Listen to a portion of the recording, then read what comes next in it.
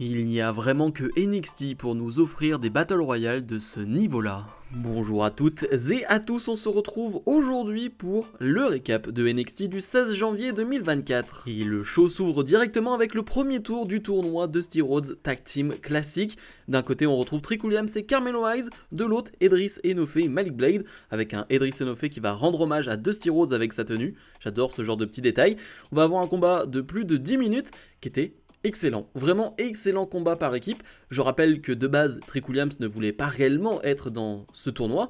Il veut se focus sur sa carrière solo et c'est plutôt Carmelo Hayes qui les a inscrits dans ce tournoi. Donc évidemment, ça va jouer dans les prochaines semaines, encore une fois. C'est sûr et certain, il va y avoir encore plus de tension, mais en tout cas ce soir ça s'est bien passé, les deux se sont bien entendus, il y a eu une bonne alchimie entre les deux, une bonne cohésion, et de l'autre côté on a une super performance de la part de Malik Blade et Edris Enofe qui sont un peu sous-utilisés je trouve depuis des mois du côté de NXT alors que c'est une bonne équipe. Peut-être que ça manque un peu de charisme, un peu de prestance, mais sur le ring ça reste quand même très bon. Ce qui est intéressant pendant ce combat, c'est que la personne qui va être en danger, en difficulté, eh bien c'est plutôt Melo et donc c'est Trick Williams qui va réussir à sortir son équipe de la galère, qui va réussir à faire le tombé gagnant et donc faire avancer son équipe au prochain tour. Elle affrontera soit la Chase University, soit la LWO, on en parlera plus tard. Mais voilà, un tour de passé, on pouvait s'y attendre, mais comme je l'ai dit, je pense que les tensions qui sont déjà présentes depuis des mois maintenant, vont encore plus s'accentuer avec ce tournoi. Et ouais, le résultat, la réponse à toute cette histoire autour de Melo et Trick Williams, ça arrive bientôt. Le nouveau champion nord-américain, Oba Femi, arrive sur le ring. Femi dit qu'il sait que plusieurs sont surpris de le voir comme champion nord-américain, mais la prophétie était bien réelle pour lui. Dès sa naissance, on savait qu'il serait le plus fort et le plus rapide. Il a été testé comme un jeune prince et il a testé l'opposition. Il a été à la NCAA et l'univers s'est transformé en son monde en remportant titre après titre. À NXT, l'objectif est le même. Il a déjà remporté le tournoi Breakout, il a battu Dragon Lee la semaine dernière et maintenant il règne sur tout le monde. Il va écraser tous les hommes sur son chemin puisqu'il s'agit de sa destinée. Finalement, Dragon Lee va arriver. Il dit que Femi avait la soif de gagner. Femi, après son moment, il l'a eu. Il ne pense pas que personne dans l'histoire de NXT n'a fait un impact aussi important qu'Oba Femi. Être le champion nord-américain représente l'opportunité. Il espère qu'Oba Femi puisse donner aux autres ce qu'il a donné à Femi et ce que Wesley a donné aux autres.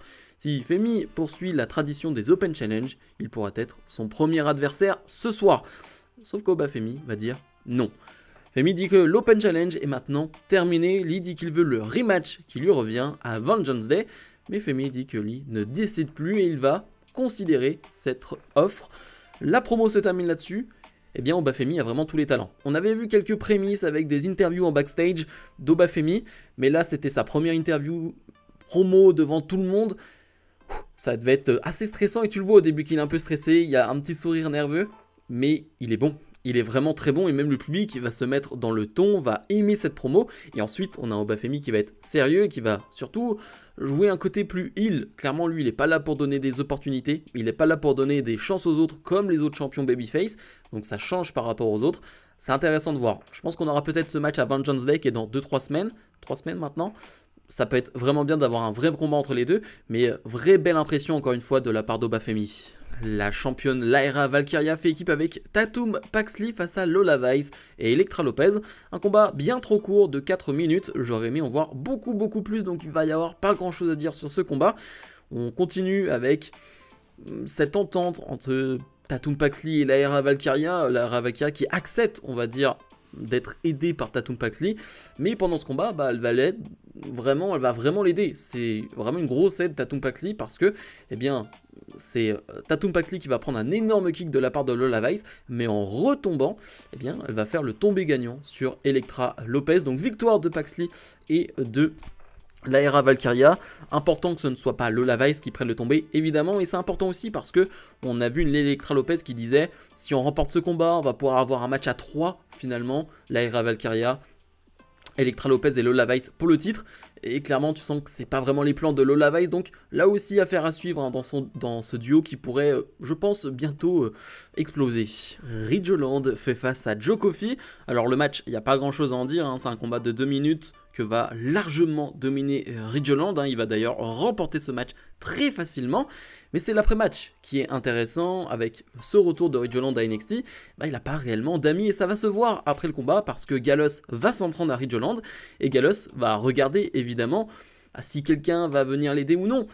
Et personne ne vient aider Ridgeland, ils peuvent le tabasser, le fracasser dans tous les sens. Personne ne vient l'aider. Évidemment, ça va jouer sur le caractère, le personnage de Ridgeland, son évolution, sa progression. Donc ça, c'est intéressant. J'avais peur à un moment donné qu'on nous mette Ridgeland dans Gallus. Heureusement, ça n'a pas l'air d'arriver et j'ai envie de dire heureusement parce que je pense que là c'était la mort totale hein, pour Ridgeland de le mettre dans Gallus. C'était vraiment pas une bonne idée, mais pour le coup, j'aime bien cette histoire de Ridgeland qui n'a pas d'amis suite à ce qu'il a fait, etc., etc.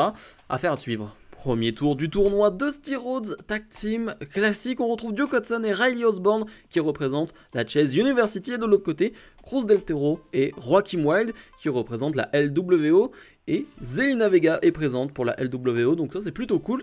On a un combat qui va durer 5 minutes et bah, en 5 minutes on va avoir des This is Awesome du public parce que ça l'est, c'était vraiment génial et quel régal d'avoir la LWO du côté de NXT.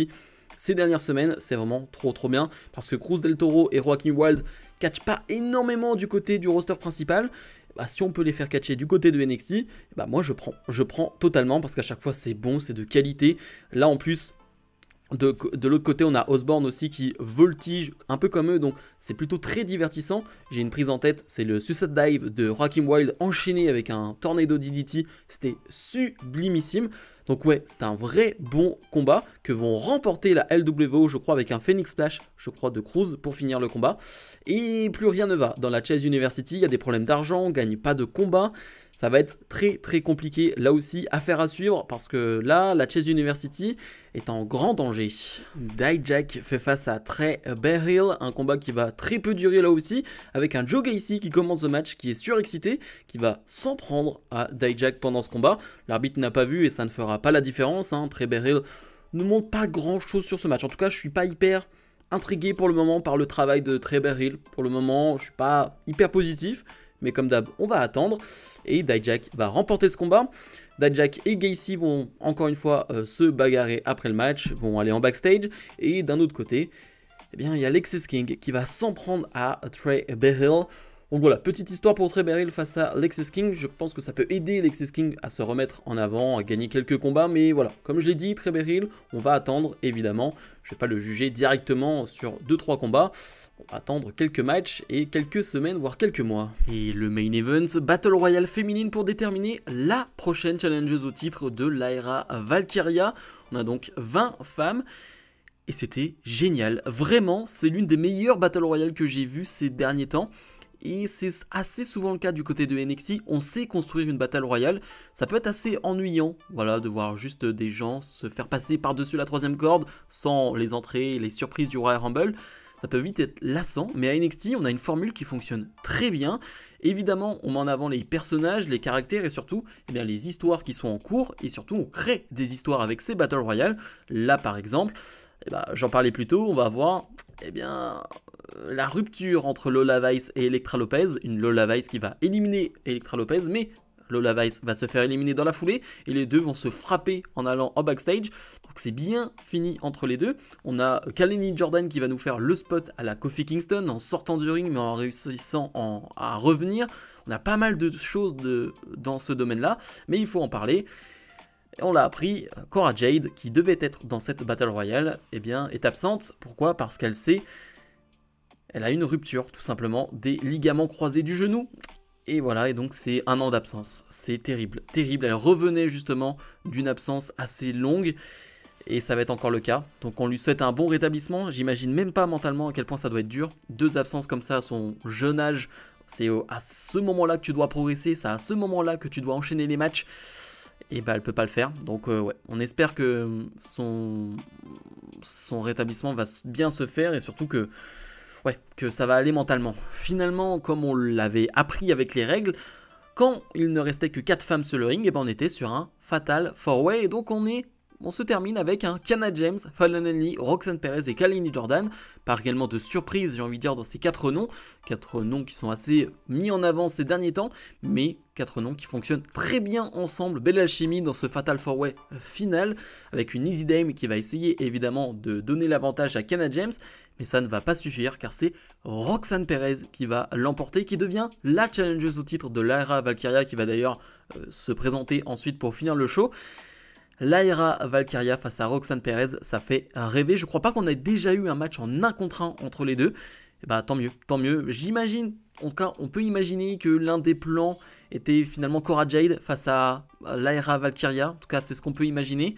Malheureusement, bon, c'est pas possible. Mais Roxanne Perez face à Lyra Valkyria, si c'est un plan de secours, c'est plutôt très solide comme plan de secours. Bilan de ce NXT. Eh bien, pour moi, c'était un très bon show. On est sur un 9 de mon côté, parce qu'il faut le dire déjà, on a eu un super public ce soir. Je trouve que le public a vraiment répondu présent. C'est pas toujours le cas à NXT, des fois on a des publics un peu plus ennuyeux, un peu plus chiants, il faut le dire. Là, pour le coup, le public a réellement répondu présent, très dynamique, très joyeux, très content d'être là. Bah, ça fait plaisir, et tout ce qui s'est passé, honnêtement, même s'il y a eu des matchs plutôt courts, des matchs qui m'ont pas tellement intéressé, dans les grandes lignes, il y a quand même eu de très belles choses, de bons combats. Et moi, par exemple, la promo d'Obafemi, j'ai adoré. Je trouve que c'est un moment important de ce NXT. La Battle Royale était génialissime. Le match de la LWO, Carmelo Hayes, etc. Donc franchement, j'ai passé un très bon moment devant ce show. Bref, comme d'habitude, n'oubliez pas de mettre le pouce vers le haut, de vous abonner. Et nous, on se retrouve dans la semaine pour d'autres vidéos. Salut